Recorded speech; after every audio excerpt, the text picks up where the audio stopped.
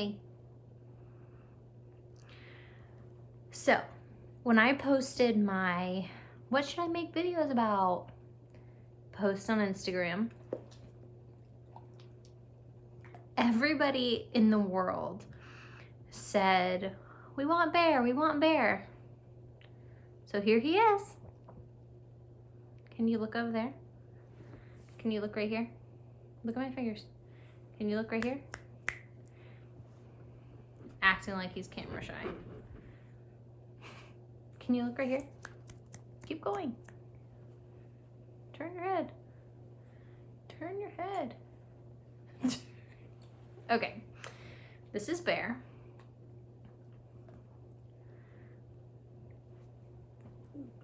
What he's doing right now is very normal. But I guess I'll jump into why I got him, when I got him, his whole little adoption story. So, for the past 2 years, I mean, even longer, but really looking for the past 2 years, I was wanting a dog. Like, wanting a dog so bad, and really thought about getting one. And I went to the shelter countless times, and I was just like, I really, really, really want a dog. Yes, I'm talking about you. Come here. You can come get in my lap, but you can't put your head in front of the camera. So, and I kept on saying, like, oh my God, this is the one, this is the one, this is my dog, whatever. And then it would always fall through, and I was starting to get really discouraged, and I wasn't even like looking for a specific kind of dog. I just wanted a dog. My mental health wasn't great, and Morgan believed, and I believed that having an animal, having something else to care for would be good for me. So we were looking and looking and looking. Not we, Morgan. Morgan has nothing to do with this. But I was looking and always super defeated whenever something fell through, because I submitted a million applications, and I signed up to foster, and they didn't accept me, and this, that, and the other, whatever. And Morgan always told me, oh, the right dog will come. The right dog will come. Don't force it. The right dog will come at the right time. So this past year, it's 2020. I graduated in May into a pandemic. I had just moved in to my little townhouse by myself. It was before my sister moved in, so I was just alone a lot of the time. And I was laying in bed one night, and I did this a lot of nights. Like, I scrolled through the Gwinnett County Shelter page, Gwinnett County Humane Society, Atlanta Humane Society, DeKalb Animal Services, everything. Like, they were constantly open on my phone.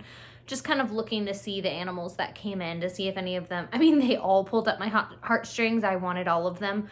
But to see if any of them specifically, you know what I'm talking about. You're looking for that feeling. And one night, June 26th, I'm laying in bed scrolling, and I see this dog named Koji. And I think I probably still have a screenshot of the listing, so I'll look for that. And I was like, oh my God, this little dog is so cute. So I sent the screenshot to Morgan, and I sent the screenshot to Victoria, and I said, I need this dog. And Morgan, of course, goes, yeah, babe, for sure. Heard it 8 million times. Victoria was like, oh my God, he's so cute, which is what she said to all of them. The next day we had Beer Olympics with a bunch of our friends, and we went to Beer Olympics, which was super fun. And at Beer Olympics, I showed everyone this dog, and the more intoxicated I drunk, wow, am I intoxicated right now? The more intoxicated I got, the more I started saying, this is my dog, this is my dog. And people were like, what, this is your dog? And I was like, no, actually, this is just a picture of this dog.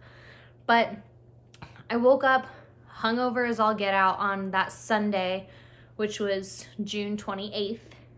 And I texted Victoria and I said, do you want to go to the shelter with me?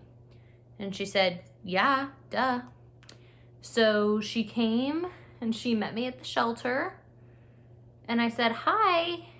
And obviously because of the pandemic, they were only letting people in, like, with it. You couldn't just walk in and look at the dogs. Like, you had to have someone go walk you. And they were like, do you have a specific dog that you're looking for? And I said, yeah, I'd like to meet Koji, which is what his name was. And they said, okay, just wait a little bit. So I waited, and I also called my dad because my dad was like so against the dog thing, so against it.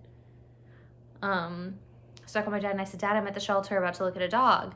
He was like, no, you're not. And I said, no, like really, truly, I am here at the moment. I'm here. And he was like, okay, I'm coming. And I was like, but. So my dad shows up. So I go in, and they only allow me and Victoria in. So we go in and we meet Koji, and we walk into the little like play area, and I sat down on the ground because whenever I meet a dog, I like to get on their level and see kind of what they do. And he plopped right in my lap. This little 55-pound dog plopped right in my lap. And I was like, oh my God, this is my dog. And I was like, I love him. Why hasn't he been adopted? And they were like, oh, because he does not do well with other dogs, cannot ever be exposed to other dogs. And I was like, that's unfortunate. My dad has 2 dogs, and I fully anticipate whatever dog I get to, be friendly with those dogs. And they were like, oh no, like he had a foster family. He was with his foster family, and they were in an elevator, and he attacked another dog in an elevator. And I was like, no. My dad shows up. I'm like, okay, Dad, do you want to meet him? He was like, yeah, but I brought my dogs. I was like, oh, you brought your dogs. So I was just like shooting the shit, and I said, is there any way we could try to do a meeting between these 2 dogs? Well, Stella and Juno are my dad's dogs. Juno was like my first little baby. And then Stella, they adopted when I was in college from a family who was just trying to rehome her. And my dad had a moment where he was like, yeah, I'll get this dog. And she's an absolute psychopath, but she is so funny. So they were like, yeah, sure, but I'm just letting you know, like, it's not going to go well. And they were like, we're going to have to do it through the fence. The other 2 dogs are going to have to be on the other side of the fence. Koji's going to have to be on this side of the fence. And then we'll see how they do. And he, like, paid no mind to the other dogs. And I was like, okay, can we see how they do, like, actually together? So, like, opened this thing, and they just played.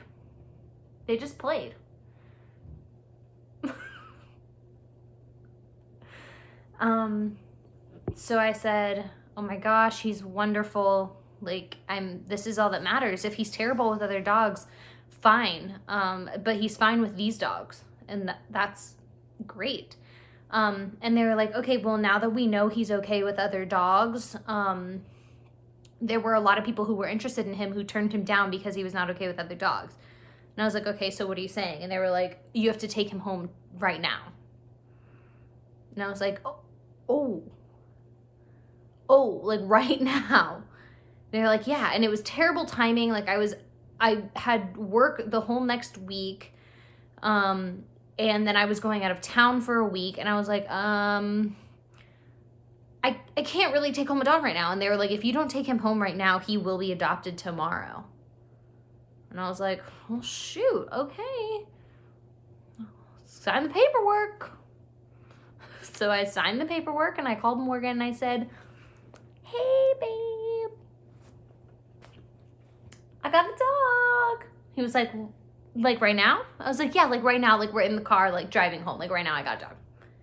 And he was like right now, like you just got, like you, like do you have any other things? And I was like, no, we're going to PetSmart right now. So with my brand new dog riding home, Victoria following us in her car, we went to PetSmart and we bought all of the dog things, and then I had a dog. So Morgan came over and met him, and they were really kind of timid around each other at first, and then now they're like best friends.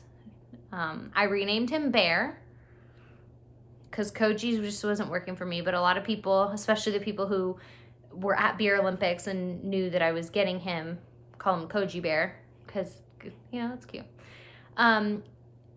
And he was definitely really nervous at first. He never barked, never made a noise, really didn't eat very much. He didn't poop until like 3 days in. I was really worried about him. I was just like, oh, he's unhappy. But he just definitely has experienced some trauma, like whatever his past life was not happy. But he's been great. And now it's been 7 months of having him, and he started to make a little bit more noise. Morgan and I like to say that he's finding his voice, but I think he's just finally in a household that he knows that as much as we don't love barking, that's how they communicate. And I'm never gonna be upset with him for barking unless it's malicious. I mean, that's how he communicates. So he'll bark one time if someone's at the door, not even all the time, but like if it's like if Morgan comes in, he doesn't bark. If I come to the door, he doesn't bark. If my mom comes, he does like a little bark. The last time he like freaking howled. He went, ow! My mom was like, he howled at me. My mom also is terrified of all animals, basically, and very scared of dogs, even if my dad's dogs, who are a Puggle and a Jack Russell. And she loves Bear. So he is probably the best thing that could have happened to me this year. And he's literally just the clingiest dog you'll ever meet. Like, I'm here making this video and wanted him to be in it, but instead he's decided he wants to lay touching as many parts of my body as possible. Here's his head and here's his tail.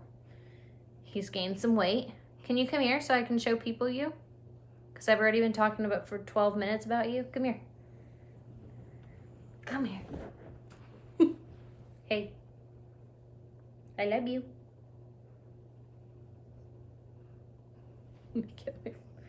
Gotta get my phone.